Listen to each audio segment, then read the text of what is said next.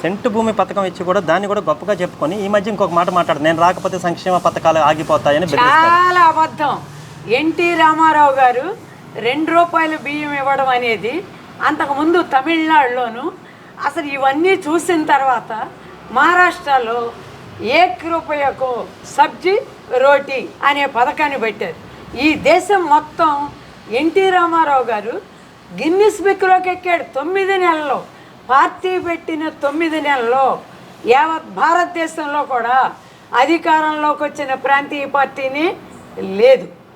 అటువంటి వ్యక్తి ఒక పక్కన అభివృద్ధి చూశాడు, విద్యాభ్యాసం చూశాడు, ఆ తర్వాత సంక్షేమాన్ని చూశాడు. నువ్వేంటి చెప్తున్నావు? అసలు ఈ సంక్షేమ పథకాలకి నువ్వేమైనా ఆద్యుడివా పూజ్యుడివా? ఏమీ కాదే. ఫలానా చంద్రబాబు నాయుడు హయాంలో ఉన్న వాటికి నువ్వు పేర్లు మార్చావు, అంతమించి నువ్వు చేస్తుంది ఏం లేదే. నువ్వు నిక్కచ్చిగా ధైర్యంగా నువ్వేం చేసావో చెప్పు. అసలు నీ తండ్రి ఈ దరిద్రం అంతటికే కారణం నీ తండ్రి. దానికి ఉదాహరణ నేను చెప్తా. నదిలే లేని చోటు బ్రిడ్జిలు కట్టి అన్నాడు.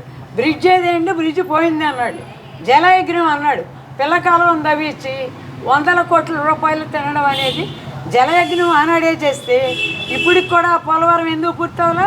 పోలవరం దగ్గర నీ తండ్రి ఫోటో పెడతానంటావేంటి, ఆయన పేరు పెడతానంటావేంటి? ఇవన్నీ ఏంటి నువ్వు చేసే పనులు? నువ్వు నేను గతంలో చెప్పా, మళ్ళీ చెప్తున్నా, రేపు చెప్తా. 10వ క్లాస్ నువ్వు చదివావు అని నీ తండ్రి చెప్పి చచ్చిపోయాడు. నువ్వు 10వ క్లాస్ చదివిన వాడికి నీకు రాజ్యాంగం తెలీదు, పరిపాలన తెలీదు.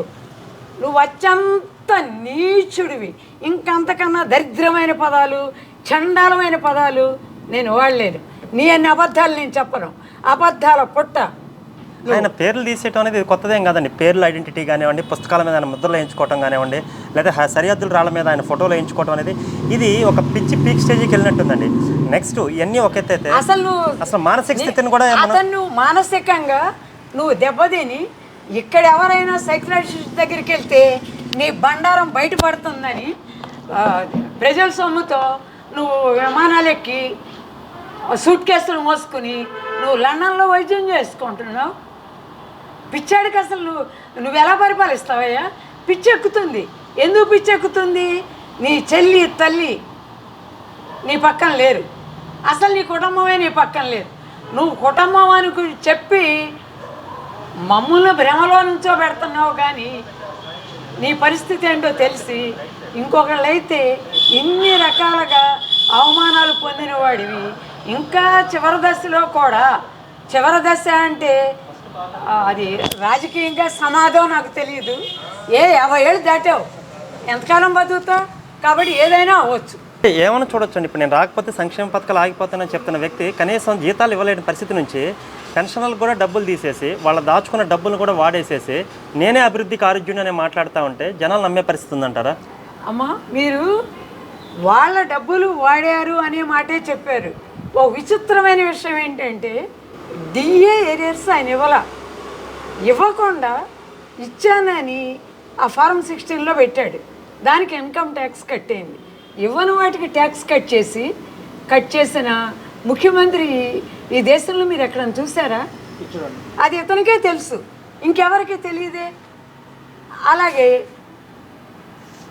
నాయకుల్ని నువ్వు కొన్నావు, ఖచ్చితంగా కొన్నావు. అందుకని వాళ్ళు నీ క్షీరాభిషేకాలు, పాలాభిషేకాలు అని మొదలుపెట్టారు. వాళ్ళని ఎందుకు కొన్నావో, ఎలా కొన్నావో నాకు అనవసరం. రిటైర్ అయిన వాళ్ళకి నువ్వు ఇవ్వాల, లీవ్ ఎన్కాష్మెంట్లు ఇవ్వాల, ఉద్యోగాలు ఇవ్వాల. వీటన్నిటినీ మించి వీళ్ళ బెనిఫిట్స్తో నువ్వు బతుకుతున్నావు. ఇవన్నీ ఎవరిస్తారు? ఈ సుమారుగా 25,000 కోట్లు ఇవ్వాలి. వీళ్ళందరికీ ఎవరు కట్టాలి? ఈ తాకట్లో ఉన్నాయి, ఎవరు వసూలు చేయాలి? సుమారుగా ఒక్కొక్కళ్ళ నెత్తిన 2 లక్షల పైన నువ్వు అప్పు పెట్టావు. వీటన్నిటికీ ప్రజలకు సమాధానం చెప్పాలి. నువ్వు చెప్పిన తర్వాతే నువ్వేమన్నావు? మద్యపాన నిషేధం చేస్తావా? మద్యపాన నిషేధం చేసావా? మద్యపానంలో ముంచి లేపావా? మాస్టర్లు నువ్వు ఆ సారా కోట్ల దగ్గర నుంచోబెట్టావు. ఇంకా ఎంఆర్ఓలను తీసుకెళ్ళి సినిమా టిక్కెట్లు అమ్మించావు. నువ్వు 3,000 పెన్షన్ లబ్ధిదారులకు ఇప్పించలేవా? అన్నిటికన్నా ప్రమాదమైన విషయం ఒకటి ఉంది. ఒక ఎంపీ హంతకుడుగా నిందితుడుగా గుర్తించబడితే అతను అరెస్టు చేయడానికి సిబిఐ వాళ్ళు వస్తే శాంతి భద్రతలకు ఇబ్బంది కలుగుతుందని నువ్వు చెప్పావు. Very good. శాంతి భద్రతలు నా చేతుల్లో లేవు, నేను ఆ సిబిఐకి జవాబు చెప్పలేను, ఇతను అరెస్ట్ శాంతి భద్రతలు పోయి నువ్వే ఒప్పుకున్నాక అత్యవసర పరిస్థితిని కేంద్రం ఎందుకు ప్రకటించాలా? శాంతి భద్రతల పేరు మీదగా ప్రకటించే అవకాశం ఉండి ఎందుకు ప్రకటించాలా? ఇన్ని విచ్చలవిడిగా చేసే అప్పులకి, ఈ రాష్ట్ర పతనానికి నువ్వెంత కారణమో నీకు వత్తాసు పలిగిన వ్యక్తులు కూడా అంతే కారణం. రాష్ట్రానికి వచ్చి కూటమిని గెలిపించండి అని అన్న విషయం నాకే కాదు సామాన్యులకు కూడా ఎలా ఉంది అంటే, ఎంగేజ్మెంట్ ఒకరితో చేసుకొని ఎక్కువ కట్నం ఇస్తాను అనగానే ఇంకొకరి వైపు మొగ్గు చూపుతారు చూడండి. అలా బలవంత బ్రాహ్మణత్వం, బలవంతపు పెళ్లిలాగా కేంద్ర పెద్దలు వచ్చి నిన్ను ఒక్క మాట మాట్లాడారా? ఈయన ఇంత నష్టం చేశాడు ఈ రాష్ట్రానికి, మేమున్నామని అన్నాడా? తస్మాత్ జాగ్రత్త. నువ్వు రాష్ట్రానికి ఎంత ధ్వంసం చేసావో కేంద్రం కూడా అంతే ఈ దేశాన్ని ధ్వంసం చేసింది. తప్పదు. ఇప్పుడు మనం బీజేపీతో పొత్తులో ఉన్నాం కాబట్టి అవన్నీ పొత్తు వేరు.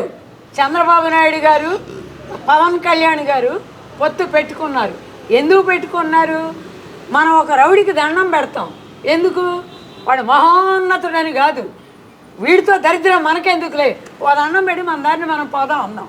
ఇప్పుడు చెప్తున్నా వినండి, మహాకూటమని 2009లో పెట్టారు. అవును. చంద్రబాబు నాయుడిని దారుణంగా దెబ్బతీయటానికి రాజశేఖర్ రెడ్డి గారు కీర్తిశేషులు అవ్వచ్చు, చచ్చిపోయిన వాళ్ళకి అందరికీ కీర్తిశేషంగా మిగలితే అంటే ఇప్పుడు ఆయన ఇప్పుడు నేరస్తురాలుగా జైల్లో ఉన్న తండ్రి, ఆ జైల్లో ఉన్న ఆయన తండ్రి 80-50 సీట్లు తీసుకుని 10 గెలిచాడు. అంటే మన ఓటమిని రాజశేఖర రెడ్డి గారు ఎలా చేశారు, అదే పద్ధతిలో నువ్వేం చేస్తున్నావు? నువ్వు కోవర్చులను పెడుతున్నావు. ఏంటి ఈ పార్టీ వాళ్ళని అడి తీసుకున్నారు, దేవుడు ఉన్నాడు అని ఏదో చెప్తావేంటి? నువ్వు చేసింది ఏంటి సమాధానం చెప్పు. అసలు నీ దేవుడు ఎవరు? నువ్వు నిర్భయంగా నువ్వెందుకు చెప్పలేవు నేను క్రిస్టియన్ని అని? ఎందుకు చెప్పలేవు? అంటే వ్యక్తిగత జీవితాలతోటి మనం ముడి పెట్టకూడదు. మేం పెట్టట్లేదండి. నువ్వు అసలు పక్క వాళ్ళ వ్యక్తిగత జీవితంలో తొంగి చూడటం నువ్వు మొదలు పెట్టావు. నిన్ను ముఖ్యమంత్రిగా ఎన్నుకున్నారు, నువ్వేం చేయాలి? ఆయన తప్పు చేశాడు, ఆనాడు అవన్నీ తవ్వడానికి పలుగు పార ఇచ్చామా నీకు? పరిపాలించమని 151 సీట్లు ఇస్తే నువ్వు పరిపాలించడం మానేసి తవ్వకాలు మొదలు పెట్టావేంటి? నువ్వేమన్నా హిస్టోరియన్వా తవ్వడానికి? ఏం చెప్పదలుచుకున్నారు? ఫైనల్ కంక్లూడ్ చేయండి. అసలు ఏంటి ఫైనల్గా చెప్పేది? ఈ దుర్మార్గుడిని ఓడించి అట్టడుగున పెద్ద వయసులో ఉన్న పెన్షనర్స్, ఎంప్లాయీస్, రైతులు, యువత, విద్యార్థులు, విద్య, వైద్యం, అభివృద్ధి మొత్తం ఇతను చేసిన సర్వనాశనానికి 43,000 కోట్లు ఈడీ జప్తు చేసింది కాకుండా ఇంకా అతని నుంచి జప్తు చేయాల్సింది ఉంది. ఆ జప్తు చేసిన వాడితోని ఈ అప్పులన్నీ అతని చేతే కట్టించాలి.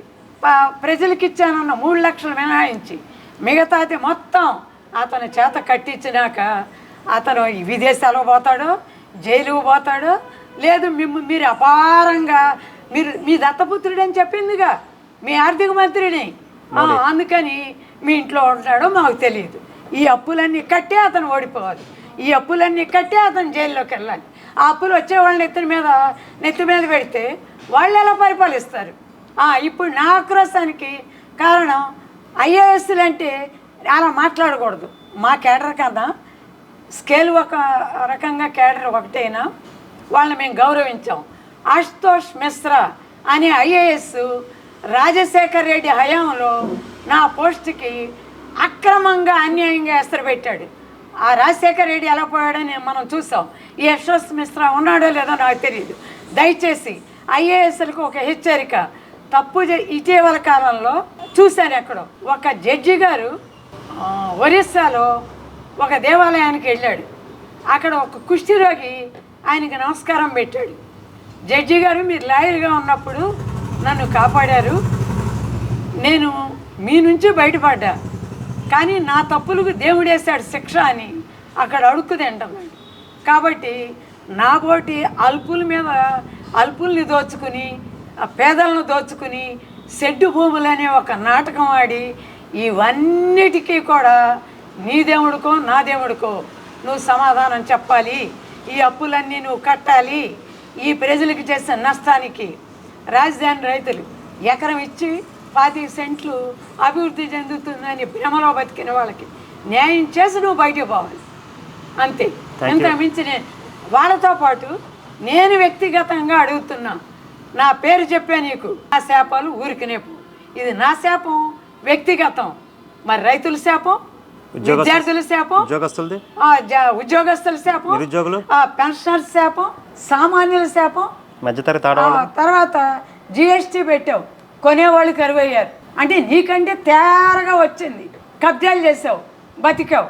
ఇప్పుడు చెప్తున్నా విను, నువ్వు అందరికీ ఇస్తున్నావుగా, పెన్షనర్స్కి వాళ్ళకి స్థలాలు ఇవ్వు, ఎంప్లాయీస్కి స్థలాలు ఇవ్వు, press, print media, electronic media వాళ్ళందరికీ స్థలాలు లేకపోవడం ఏంటి? నీ తండ్రే చెప్పాడు, ఎస్ఐండ్ భూములు ఆక్రమించి ఇడుపుల పైలో గట్టి క్షమించండి మా నాన్న చెప్పలేదు అన్నాడు. అంటే సరిపోయిందా అని అడుగుతున్నా, సమాధానం చెప్పు. నిన్నే అడుగుతున్నా, నిన్నే అంటావేమో. నీ పేరు ఉచ్చరించడం కూడా నాకు ఇష్టం లేదని చాలాసార్లు చెప్పాను. మళ్ళీ చెప్తున్నా, అయోగ్యులు అనర్హులు అందలం ఎక్కితే యోగ్యుల్ని అర్హుల్ని అణగదొక్కుతారు.